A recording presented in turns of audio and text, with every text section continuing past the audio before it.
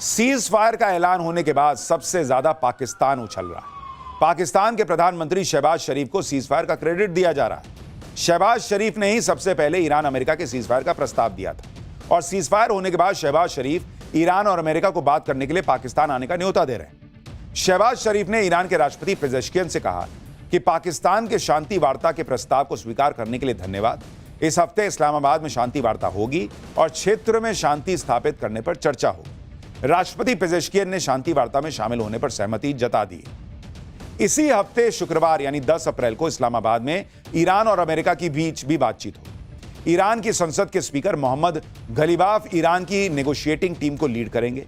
America की तरफ से उपराष्ट्रपति जेडी वेंस, ट्रंप के दूत स्टीव विटकॉफ और ट्रंप के दामाद जारेड कुशनर रहेंगे।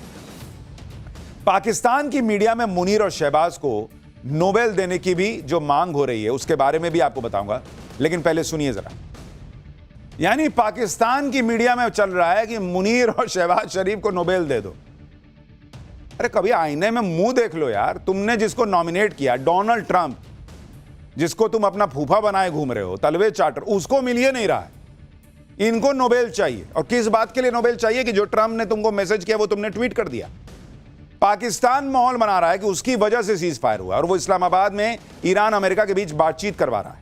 लेकिन सीज फायर में पाकिस्तान की भूमिका की पोल खुद शहबाज शरीफ के ट्वीट से खुल गई। दरअसल सीज फायर से पहले शहबाज शरीफ ने ट्विटर पर एक पोस्ट डाली थी जिसमें ट्रंप से ईरान को दी गई डेडलाइन बढ़ाने की अपील की थी। शहबाज शरीफ ने जो ट्वीट किया था उसमें ऊपर लिखा था, draft Pakistan PM message on x. यह लाइन शहबाज के ट्वीट में गलती से रह गई। हालांकि शहबाज ने फौरन गलती सुधारी और ट्वीट को एडिट करके ड्राफ्ट वाली लाइन हटा दी, लेकिन तब तक तो कांड हो चुका था। अब आप देखिए कि पहले जो ट्वीट था उसमें यह लाइन जुड़ी हुई थी और एडिट होने के बाद ड्राफ्ट वाली लाइन उसने हटा दी। शहबाज ने रात 12:46 पर ट्वीट किया था और 12:47 पर उसको एडिट किया, लेकिन एडिट हिस्ट्री में वो दिख गया कि पहले क्या ट्वीट हुआ था। लोग कह रहे हैं कि शहबाज ने जो ट्वीट किया वो उसको किसी ने बना कर दिया था कि सुनो इसको ट्वीट कर दो, जिस पर लिखा था कि पाकिस्तान के पीएम के लिए यह ड्राफ्ट है। क्या यह मैसेज अमेरिका की तरफ से शहबाज के पास आया था कि उसे सोशल मीडिया पर पोस्ट कर दो? सुनिए पाकिस्तान के पत्रकार क्या बता रहे हैं। ऐसा देश है, खुद वहां के लोग कह रहे हैं कि भाई तुमको अमेरिका ने मैसेज भेजा, इसी के लिए पाल के रखा है क्या अमेरिका ने तुमको, डोनाल्ड ट्रंप ने मुनीर को, कि जो भेजूंगा वो ट्वीट कर देना, समझे? और वो सही कह रहा है कि भाई अगर पाकिस्तान के अंदर से किसी ने यह मैसेज बनाया होता तो वो पाकिस्तान के पीएम का मैसेज ऑन एक्स क्यों लिखता? वो लिखता पीएम मैसेज ऑन एक्स। इसका मतलब किसी ने बाहर से भेजा है कि इसको डलवा दो उसके हाथ से। सोचिए, इसी दिन के लिए ट्रंप पाल रहा है इन दोनों को, मुनीर और शहबाज को। इधर ड्राफ्ट वाले ट्वीट पर शहबाज की किरकिरी हो रही है, उधर ट्रंप ने सीज फायर में चीन की भूमिका का भी जिक्र कर दिया। ट्रंप से पूछा गया कि क्या चीन ने ईरान को बातचीत के लिए तैयार करने में भूमिका निभाई। इस पर ट्रंप ने कहा कि पर्दे के पीछे ईरान को तैयार करने में चीन ने भूमिका निभाई होगी। चर्चा इस बात की भी हो रही है कि इतने बड़े संघर्ष को पाकिस्तान अपने दम पर खत्म नहीं कर सकता और ट्रंप ने चीन का जिक्र करके साफ कर दिया कि भले ही पाकिस्तान मैं करके क्रेडिट लेने के लिए लाइन में दौड़े, लेकिन पर्दे के पीछे सारा खेल चीन ने किया। चीन ने ईरान को समझाया कि भाई रुक जाओ, बहुत दिक्कत हो जाएगी तुमको भी, क्योंकि ईरान भी तो मार खा ही रहा था ना भाई। आप उसके जज्बे की तारीफ कर सकते हैं, लेकिन ऐसा नहीं है कि ईरान को नुकसान नहीं हो रहा था, ईरान को भरपेट नुकसान हुआ है। तो चीन ने समझाया कि भाई तुम भी थोड़ा रुको, थांबा थोड़ा। और चूंकि चीन से ईरान का अच्छा खासा व्यापार होता है, जब ईरान पर इतने सैंक्शन लगे तब भी चीन उससे तेल खरीदता रहा, तो ईरान को चीन से की बात सुननी पड़ी, क्योंकि इस पूरे मामले में यह भी कहा जाता रहा है कि रशिया और चीन दोनों ईरान को मदद करते रहे पर्दे के पीछे से। लेकिन लाइन में कूद के आ गया शहबाज और मुनीर कि हमने युद्ध रुकवाया है। लोग तो यह भी चर्चा कर रहे हैं कि ईरान युद्ध से ट्रंप किसी भी तरह निकलना चाहते थे और ईरान की सभ्यता खत्म करने की धमकी के बाद ट्रंप बुरी तरह से बैकफुट पर थे। ईरान पर हमला नहीं करने का फैसला ट्रंप अगर खुद लेते तो उनकी और किरकिरी होती। इसलिए पहले शहबाज शरीफ को मैसेज भेजा कि डेडलाइन बढ़वाओ और सीज फायर की अपील करवाओ और ट्रंप इसको मान लेंगे। लेकिन शहबाज शरीफ ने तो कांड कर दिया, उसने सब लीक कर दिया। तो इन्होंने भी कन्नी काट ली और बोल दिया कि हाँ भाई चीन ने कराया। और अब लोग एआई से वीडियो बनाकर शेयर कर रहे हैं, मजाक बना रहे हैं कि ट्रंप शहबाज को ड्राफ्ट देते दिख रहे हैं। देखिए कैसा वीडियो चल रहा है। बस इसको आगे चलाओ तो तहकीक करो, ये ना हो कि तुम अपनी जहालत में किसी का नुकसान कर दो और तुम्हें उसके ऊपर नदामत उठानी। फॉरवर्डेड एज रिसीव्ड, और आपका सोशल मीडिया क्या कहता है? Forwarded as received. तो लोग मजाक बना रहे हैं कि डोनाल्ड ट्रंप ने देखिए मैसेज भेजा, मुनीर को गया, मुनीर ने शहबाज को भेजा और फिर सर पे थपकी भी दे रहा कि करो ना जी पोस्ट इसको अपने अकाउंट से। यानी लोग तो सीजफायर में शहबाज के क्रेडिट लेने की तुलना जो है वो उस आदमी से भी कर रहे हैं जो प्लेटफॉर्म पर रुक रही ट्रेन को हाथ से रोकने की एक्टिंग कर रहा है कि भाई देखो मैंने रुकवा दिया। देख रहे हैं इसको? लोग कह रहे हैं कि ट्रंप ये मुनीर और शहबाज का यही हाल है, दरवाजा बंद हो रहा है उसको बंद कर दी कि मैंने बंद कर दिया, फिर धक्का देके जैसे ऐसे दिखा रहा है कि वही ट्रेन को भेज रहा है, वही ट्रेन को रोक रहा है। यही पाकिस्तान का हाल है। अमेरिका और ईरान के बीच सीजफायर कराने में चीन की भूमिका की चर्चा बेवजह नहीं है।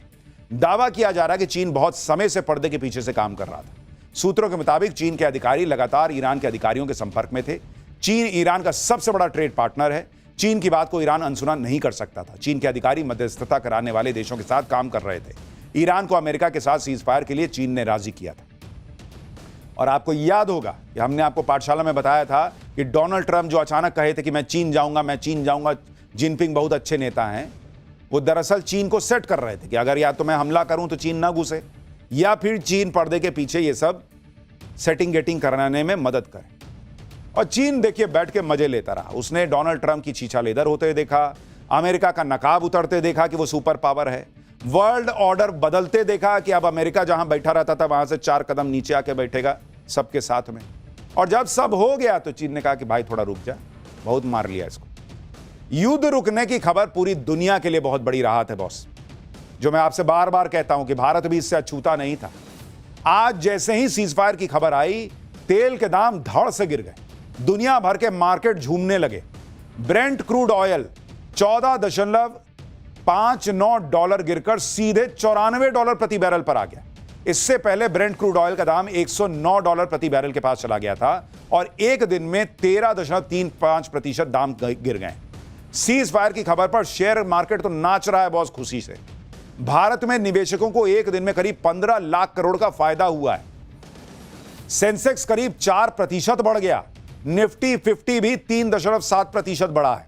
सोना और चांदी के दाम बढ़ गए। 10 ग्राम 24 कैरेट सोने के दाम 3,335 रुपए बढ़ गए।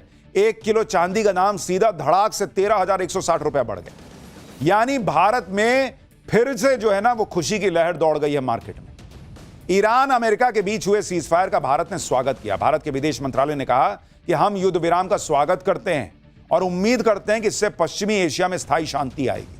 हमने पहले भी लगातार कहा कि मौजूदा संघर्ष को जल्द से जल्द खत्म करने के लिए तनाव कम करना, संवाद करना और कूटनीति जरूरी है। इस संघर्ष से लोगों को बहुत मुश्किलों का सामना करना पड़ा है। ग्लोबल एनर्जी सप्लाई और ट्रेड नेटवर्क प्रभावित हुए हैं। उम्मीद करते हैं कि स्ट्रेट ऑफ हॉर्मुज में बिना रोक टोक नेविगेशन और वैश्विक व्यापार जारी रहे। हालांकि सवाल उठ रहा है कि क्या यह सीजफायर बीच में तो नहीं खत्म हो जाएगा, लेकिन 2 हफ्ते के लिए तो है और इस 2 हफ्ते में भारत अपने सारे जहाज निकाल के भी ले आया तो मान के चलिए कि अपना स्टॉक फिर रिफिल हो जाएगा। उसके बाद फिर 40 दिन चले, 30 दिन चले, जो चले, भारत अपनी अर्थव्यवस्था की रफ्तार को फिर से 5th गियर में लगा लेगा। लेकिन मनाइए कि फिर से न टूटे सीजफायर और यह युद्ध खत्म हो जाए, क्योंकि सिर्फ अपने फायदे की बात नहीं है, दुनिया का फायदा इसी में है कि भाई अब यह युद्ध दोबारा शुरू ना हो। लेकिन एक युद्ध तो चुनाव के मैदान में चल रहा है, अब उसका चैप्टर, लेकिन उससे भी पहले एक और बड़ा जरूरी चैप्टर। दुनिया परमाणु युद्ध की बात करती रह गई। भारत ने परमाणु के साथ क्या कर दिया है कि चीन अमेरिका के होश उड़ गए। 700 साल तक फ्री बिजली, पीएम मोदी का ऐसा धमाका, सारे न्यूक्लियर साइंटिस्ट क्यों हैरान रह गए, अब इसका चैप्टर। ईरान युद्ध के बीच भारत ने एक ऐसा काम कर दिया जिस पर बहुत ज्यादा बात नहीं हुई और जिस पर बहुत लोगों का ध्यान नहीं गया, लेकिन यह ऐसा ऐतिहासिक काम है जिसके बारे में सुनकर बड़े बड़े देश हैरान हैं। चीन और अमेरिका तक के होश उड़ गए, क्योंकि जिस वक्त पूरी दुनिया परमाणु कर रही है, उसी वक्त में भारत ने परमाणु के मामले में कुछ ऐसा कर दिया जो दुनिया में अब तक सिर्फ एक देश कर पाया है, और वो देश है रूस। यानी भारत ने जो कर दिया वो अमेरिका और चीन भी नहीं कर पाए। परमाणु के मामले में भारत ने ऐसा क्या कर दिया, न्यूक्लियर फील्ड में ऐसा क्या कर दिया कि दुनिया दंग है। क्यों यह कहा जा रहा है कि यह पीएम मोदी का ऐसा धमाका है जिससे 700 साल तक की फ्री बिजली मिल जाएगी? क्या दुनिया भर के न्यूक्लियर साइंटिस्ट क्यों भारत के सनसनीखेज उपलब्धि से हैरान हैं, आज आपको बताऊंगा, और बिल्कुल आसान तरीके से आपको समझाऊंगा, क्योंकि परमाणु का नाम आते ही कई लोगों को समझने में टेक्निकल दिक्कत लगने लगती है। लेकिन चूंकि यह पाठशाला है और यहां हम आपको हर चीज सरलता से समझाते हैं, तो आज आपको बताऊंगा कि भारत ने क्या अचीव कर लिया है कि हर भारतीय को गर्व होना चाहिए, हमारे वैज्ञानिकों पर गर्व होना चाहिए। भारत की इतनी बड़ी कामयाबी भारत को कैसे सुपर पावर बनाने की तरफ और आगे ले जाएगी, पहले उसका ट्रेलर देखिए, फिर विस्तार से बताता हूं।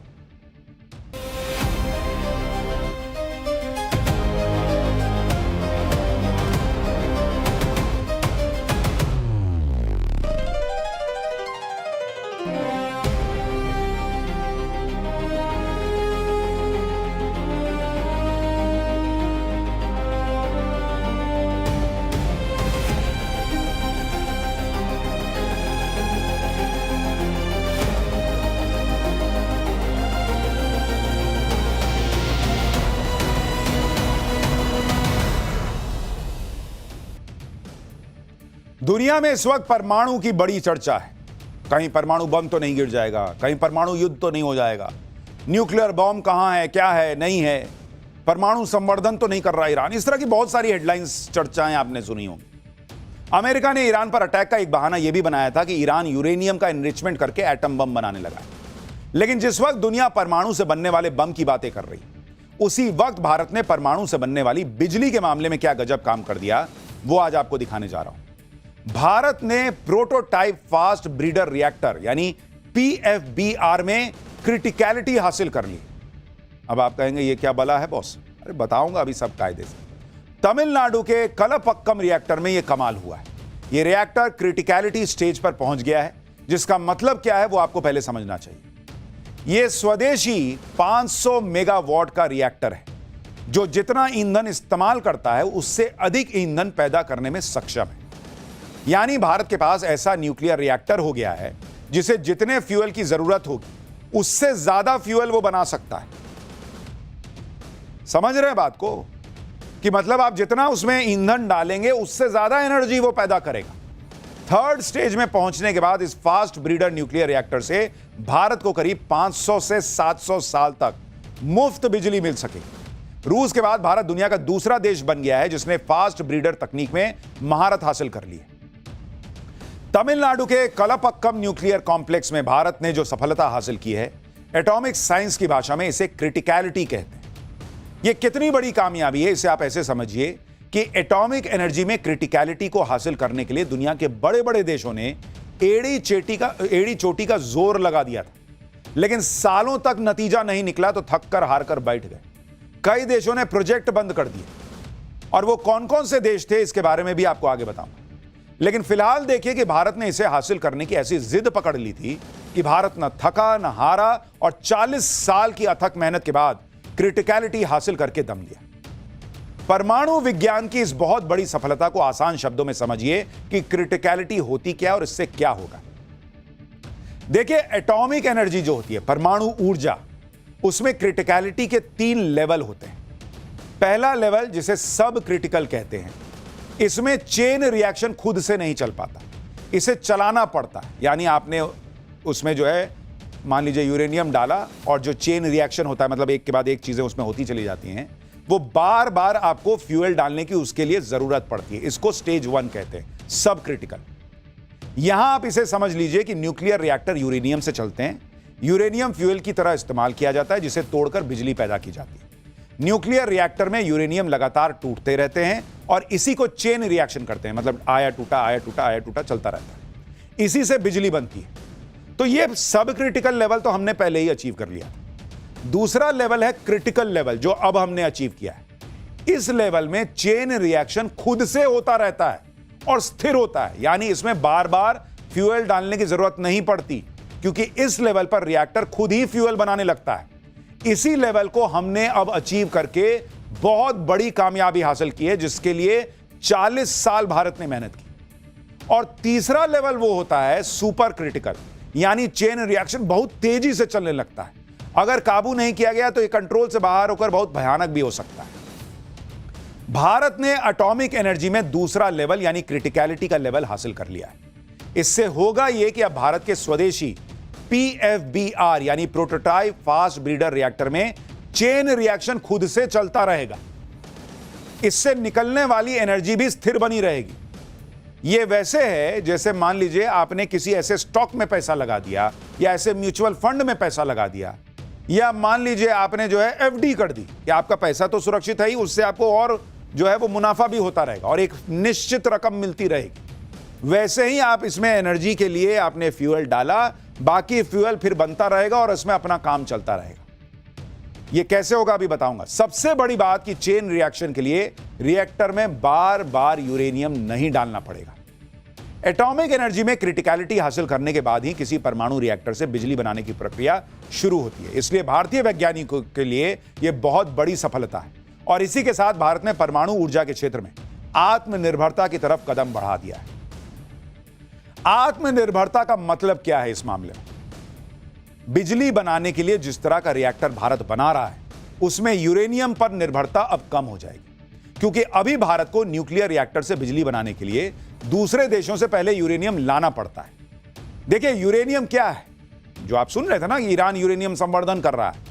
यूरेनियम एक सिल्वर व्हाइट कलर का भारी धातु होता है, मेटल, जो कि रेडियो एक्टिव होता है। इसका इस्तेमाल न्यूक्लियर रिएक्टर में न्यूक्लियर रिएक्शन करने के लिए होता है। इसी न्यूक्लियर रिएक्शन से बिजली बनाई जाती है। कई लोग हथियार बनाते हैं, लेकिन भारत बिजली बना रहा है। भारत के पास यूरेनियम सीमित मात्रा में, ग्लोबल आउटपुट का 2% से भी कम हिस्सा भारत के पास है। भारत अपने यूरेनियम की आवश्यकता का 70% आज की डेट में इंपोर्ट करता है। अब आप सोचिए, जब हम क्रिटिकलिटी का लेवल हासिल कर रहे हैं जहां कम यूरेनियम डालेंगे और वो अपने आप बनता चला जाएगा ईंधन वहां पर, तो भारत को कितना कम इंपोर्ट करना पड़ेगा। यूरेनियम के लिए भारत अभी कजाकिस्तान, कनाडा, रूस और उज्बेकिस्तान जैसे देशों पर काफी हद तक निर्भर है, जहां से यूरेनियम हमको इंपोर्ट करना पड़ता है। अब अगर ऐसे रिएक्टर भारत में बनने लगेंगे जिसमें यूरेनियम की जरूरत ही कम हो जाएगी और बिजली का कई गुना ज्यादा उत्पादन होने लगेगा, तो भारत के लिए कितनी बड़ी अचीवमेंट है बॉस, आप सोचिए। इसलिए आप देखिए कि पीएम मोदी ने देश की कामयाबी के बारे में खुद बताया। उन्होंने कहा कि कलपक्कम में स्वदेशी रूप से डिजाइन और निर्मित प्रोटोटाइप फास्ट ब्रीडर रिएक्टर ने क्रिटिकलिटी हासिल कर ली है। यह एडवांस रिएक्टर, जो अपनी खपत से ज्यादा ईंधन पैदा करने में सक्षम है, हमारी वैज्ञानिक क्षमता की गहराई और हमारी इंजीनियरिंग दक्षता की मजबूती दिखाता है। यह कार्यक्रम के तीसरे चरण में हमारे विशाल थोरियम भंडारों का उपयोग करने की दिशा में एक निर्णायक कदम है। यह भारत के लिए एक गौरवपूर्ण क्षण है। हमारे वैज्ञानिकों को और इंजीनियरों को बधाई। यानी भारत के वैज्ञानिकों ने और इंजीनियर्स ने वो हासिल किया है जो रूस के अलावा कोई दूसरा देश नहीं कर पाया। और इसलिए इन वैज्ञानिकों को, इन इंजीनियर्स को सैल्यूट करना चाहिए बॉस। इन्होंने भारत को इलीट क्लब में ला दिया है। यह उपलब्धि दुनिया में कितनी बड़ी है, इसका अंदाजा आप इस बात से लगाइए कि इंटरनेशनल एनर्जी एजेंसी ने भी भारत की तारीफ की है। इंटरनेशनल एनर्जी एजेंसी ने लिखा कि भारत के प्रधानमंत्री नरेंद्र मोदी, वैज्ञानिकों और इंजीनियरों को इस उपलब्धि पर बधाई।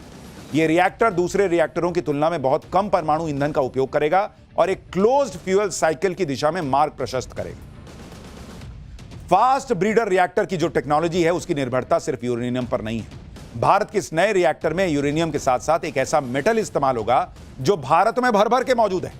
तो हमारी डबल लॉटरी है बॉस। एक तो हमको यूरेनियम बाहर से कम मंगाना पड़ेगा, दूसरा इसमें अब और चीज जो हम इस्तेमाल करेंगे वो हमारे पास ऑलरेडी भर भर के है, यानी हम आत्मनिर्भर हो जाएंगे। यूरेनियम अभी हमें बाहर से मंगवाना पड़ता है, लेकिन जो मेटल अब इसमें इस्तेमाल होगा यूरेनियम के साथ, वो ऑलरेडी भारत में बहुत ज्यादा पाया जाता है। न्यूक्लियर रिएक्टर से बिजली बनाने की इस नई तकनीक में भारत अब यूरेनियम के साथ थोरियम का इस्तेमाल करेगा, जो भारत में भर भर के है। थोरियम भी यूरेनियम की तरह एक भारी मेटल होता है, लेकिन यह न्यूक्लियर रिएक्शन में इस्तेमाल होने वाले यूरेनियम की तुलना में बहुत कम रेडियो एक्टिव होता है। मतलब आप यह मान के चलिए कि यूरेनियम एक ऐसा, मान लीजिए, व्यक्ति है जो खूब वाचाल है, खूब वोकल है, खूब बोलता है, काम करता है, वगैरह वगैरह। थोरियम जो है वो भी बहुत कमाल की चीज है, कमाल का व्यक्ति है, लेकिन बोलता कम है, एक्टिव थोड़ा कम है, उसको धक्का मारना पड़ता है। और वो धक्का मारता कौन है? यूरेनियम। तो यूरेनियम की तरह थोरियम खुद से न्यूक्लियर चेन रिएक्शन शुरू नहीं कर पाता है, इसे नॉन फिसाइल होना कहते हैं। लेकिन अगर यूरेनियम का साथ मिल जाए, थोरियम को रिएक्ट करा दिया जाए, तो थोरियम भी यूरेनियम की तरह काम करता है। यानी थोरियम और यूरेनियम की अगर दोस्ती करा दें, तो यूरेनियम थोरियम का हाथ पकड़ के कहता है कि चल ना भाई, दोनों मिलकर काम करते हैं। भारत की इस खोज में इसी तकनीक का इस्तेमाल किया गया है। भारत में थोरियम भर भर के, दक्षिण और दक्षिण पूर्वी तटों की रेत में थोरियम बहुत ज्यादा मात्रा में उपलब्ध है। भारत के पास दुनिया के कुल थोरियम के रिजर्व का 25% हिस्सा उपलब्ध है। थोरियम से बिजली बनाने के इस प्रोजेक्ट पर सालों से काम हो रहा है। भारतीय वैज्ञानिकों ने PFBR यानी प्रोटोटाइप फास्ट ब्रीडर रिएक्टर बनाकर डॉक्टर होमी जहांगीर भाभा के उस सपने को पूरा कर दिया जो उन्होंने करीब 70 साल पहले 1950 के दशक में देखा था। भारत के परमाणु वैज्ञानिक डॉक्टर होमी जहांगीर भाभा ने 1954 में सबसे पहले PFBR की थ्योरी दी थी। नवंबर 1954 में भारत के न्यूक्लियर प्रोग्राम को लेकर एक समिट बुलाई गई जिसका नाम था development of atomic energy for peaceful purposes. इस समिट में डॉक्टर भाभा ने प्रधानमंत्री नेहरू के सामने पहली बार 3 स्टेज न्यूक्लियर प्रोग्राम की थ्योरी पेश की थी। डॉक्टर भाभा ने 3 स्टेज न्यूक्लियर प्रोग्राम की थ्योरी इसलिए दी थी क्योंकि भारत के पास यूरेनियम बहुत कम था और थोरियम बहुत ज्यादा था। उस समय सोचिए बॉस, डॉक्टर भाभा ने थोरियम से चलने वाले रिएक्टर बनाने का सपना देख लिया था। उस समय उन्होंने आत्मनिर्भर बनने की तरफ कदम बढ़ा दिया था। लेकिन समस्या यह थी कि थोरियम 232 को सीधे ईंधन के रूप में इस्तेमाल नहीं कर सकते थे। थोरियम को पहले यूरेनियम 233 में बदलना पड़ता है, इसके बाद इसे ईंधन के रूप में यूरेनियम की जगह इस्तेमाल कर सकते हैं। 1958 में भारत सरकार ने डॉक्टर भाभा के 3 स्टेज न्यूक्लियर प्रोग्राम को शुरू किया और तब से भारतीय वैज्ञानिक डॉक्टर भाभा के 3 स्टेज न्यूक्लियर प्रोग्राम पर तमाम रिसर्च प्रयोग सब करने में लगे हुए थे और अब जाकर भारत ने वो कामयाबी हासिल कर ली। अब भारतीय वैज्ञानिकों ने डॉक्टर भाभा के 3 स्टेज न्यूक्लियर प्रोग्राम का दूसरा स्टेज पूरा कर लिया। अब तीसरे स्टेज की तरफ कदम बढ़ाने की बारी। लेकिन आपको यह भी समझना चाहिए कि भारत के नए रिएक्टर और यूरेनियम बेस्ड रिएक्टर में अंतर क्या है, इससे फायदा क्या होने वाला है। देखिए अभी क्या होता है, मैं आपको थोड़ा समझाता हूं, जरा इसको समझिए, सरल भाषा में आपको समझाता हूं। मान लीजिए कि अभी क्या होता है, अगर ये एक न्यूक्लियर रिएक्टर है, न्यूक्लियर रिएक्टर है जिसमें आपने इधर से डाला क्या, इधर से आपने डाला यूरेनियम, ठीक है। अब यूरेनियम आपने डाला, ये अंदर ईंधन के तौर पर इसमें ईंधन की तरह है और इसमें चेन रिएक्शन हुआ।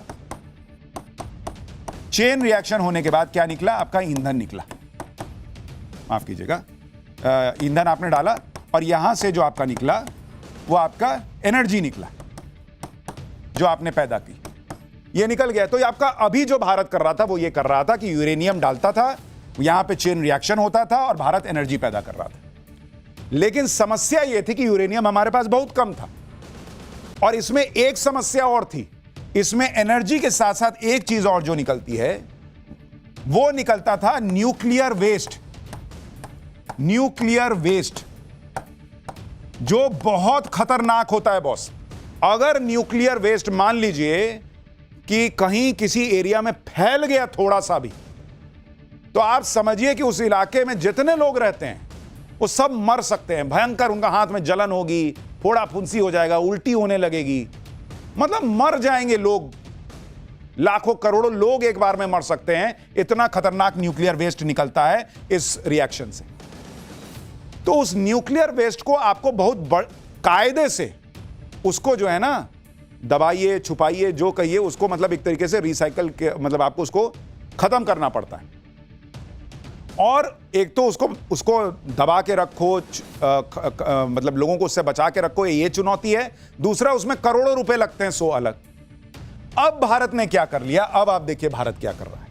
अब आपको दिखाता हूं भारत क्या कर रहा है। भारत ने अब ये कर लिया कि उसने जो न्यूक्लियर प्लांट है उसमें यह स्थिति हासिल कर ली कि यहां से आपने डाला यूरेनियम, ठीक है, यहां चेन रिएक्शन हो रहा है, ठीक है।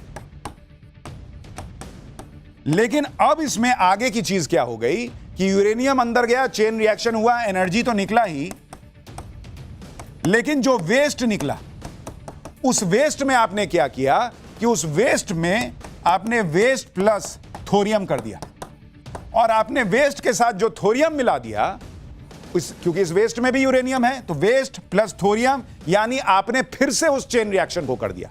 इसको बहुत सरल भाषा में अगर समझाने का प्रयास करूं तो जैसे आप गन्ने का रस निकालते हैं, आपने इधर से गन्ना डाला, एक बार उसका रस निकाला, दूसरी बार उसको बीच से तोड़ा, दूसरी बार यहां डाला, फिर तीसरी बार तोड़ा, यहां पे फिर डाला, फिर से चेन रिएक्शन कराया।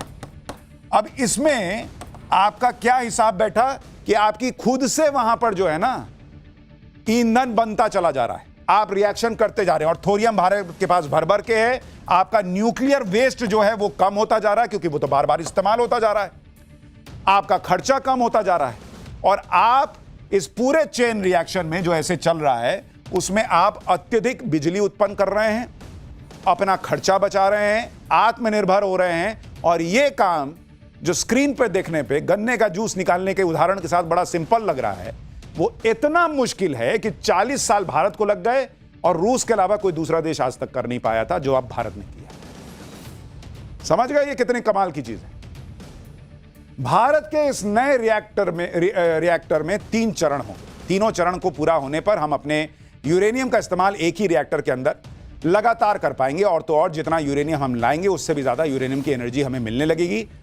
मतलब आप जो देख रहे हैं उसमें भारत जो है वो लगातार एनर्जी बनाता चला जाएगा, जो अभी मैं आपको स्क्रीन पर बता रहा था। तो ये भारत के लिए बहुत बड़ी खबर है। आप भी सोच रहे होंगे कि थोरियम यूरेनियम को कैसे रिप्लेस कर दे, यूरेनियम की तरह ही कैसे काम करने लगेगा, भारत की यूरेनियम पर निर्भरता कैसे खत्म हो जाएगी। यूरेनियम एक ज्यादा रेडियो एक्टिव मेटल है, थोरियम भी रेडियो एक्टिव है लेकिन उतना नहीं। जब रिएक्टर में यूरेनियम और थोरियम को साथ डाला जाएगा तो न्यूक्लियर रिएक्शन की एनर्जी से थोरियम यूरेनियम में बदल जाएगा, यानी कुल यूरेनियम की मात्रा बढ़ जाएगी। एक तरह से कहे तो भारत के लिए यह कमाल की चीज हो जाएगी। एक बदमाश बच्चे के साथ कम बदमाश बच्चे को अगर आप रख दें तो बदमाश बच्चे की हाई एनर्जी की वजह से कम बदमाश बच्चा भी ज्यादा जो है वो एक्टिव हो जाता है कई बार। उस तरह से भी आप कह सकते हैं। भारत की उपलब्धि इस मामले में भी बहुत बड़ी है क्योंकि आप ये भी देखिए कि अमेरिका, फ्रांस, जापान समेत दुनिया के कई विकसित देशों ने अपना अपना फास्ट ब्रीडर रिएक्टर प्रोजेक्ट शुरू किया था और अपने प्रोजेक्ट पर पानी की तरफ पैसा बहाया लेकिन उनके हाथ कुछ नहीं लगा। अमेरिका ने 1,38,000 करोड़ रुपए फूंक डाले, जापान ने 1,10,000 करोड़ रुपए खर्च कर दिए, ब्रिटेन ने 73,000 करोड़ रुपए बहा दिए, जर्मनी के 55,000 करोड़ रुपए बेकार चले गए, इटली को 46,000 करोड़ रुपए खर्च करके भी कुछ हाथ नहीं लगा, फ्रांस ने तो 9,000 करोड़ रुपए खर्च करने के बाद ही हाथ खड़े कर दिए कि हमसे नहीं हो पाए। 6 बड़े बड़े देशों ने फास्ट ब्रीडर रिएक्टर बनाने में जितने पैसे खर्च कर दिए अगर कुल मिला दें तो वो 4,60,000 करोड़ रुपए बैठते हैं और आज की डेट में भारत ने वो अचीव कर लिया। भारत की इस कामयाबी पर दुनिया भर के परमाणु विशेषज्ञ बधाई दे रहे हैं लेकिन पाकिस्तान को दौरे पड़ने शुरू हो गए। पाकिस्तान अलग लेवल के टेंशन में चला गया। पाकिस्तान के परमाणु सलाहकार जाहिर काज़मी ने सोशल मीडिया पर एक पोस्ट किया कि इस रिएक्टर की सफलता से भारत को बड़ी मात्रा में हथियार ग्रेड प्लूटोनियम का उत्पादन करने में मदद मिलेगी। भारत इस तकनीक से हर साल लगभग 300 प्लूटोनियम परमाणु बम बना सकता है। ये भाई अलग ही हैं। अरे भाई तुम बम खेलते रहो, हम अपना देश आगे ले जाने में लगे हुए। पाकिस्तान जैसे आतंकी देश को बम के अलावा क्या ही सूझेगा, लेकिन भारत की इस कामयाबी पर आज हर भारतीय को गर्व करना चाहिए।